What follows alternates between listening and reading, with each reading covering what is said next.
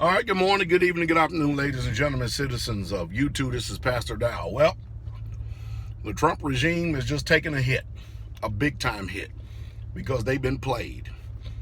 The Wall Street Journal, as well as major news sources, are reporting satellite imagery is showing that North Korea hasn't even thought about stopping and pursuing nuclear weapons. Nowhere near. As a matter of fact, they have expanded since the summit. Now, what perks did Kim Jong-un end up getting in order to allegedly so-called quote-unquote back off, which he didn't do? Back off. And I tell you, it's utterly amazing, the dog and pony show that goes on in the day that we're living in. Now, Bashar al-Assad, Syria, all right, is allegedly prime minister president, is saying that all the Western news media is lying about everything. It's a war-torn state. And my question to you is this. We got two things going on in this world. We have the South Africans that's getting ready to be displaced and become refugees themselves, simply because you know the story. They're getting kicked out of the land that they colonized and occupied, and literally killed a lot of people in order to get it.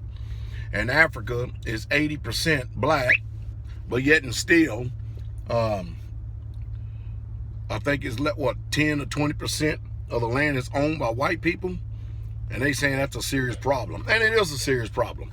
I mean, think about the United States of America. The indigenous people of the land, the Indians, they don't own nothing. They put on reservations. They gave fire, water, drunk, and everything else. But anyway, let me go on here. So now, Syrian refugees by the thousands are sitting at the Israeli border. Now, Israel is responding by bringing corn, grain, flour, and everything else in order to try to feed these people. Now, these people are going to the Israeli border, number one, because it's close, and number two is because they don't believe that there will be rockets and missiles fired at them since they're so close to the Israeli border. And then in this country right here, we have what you call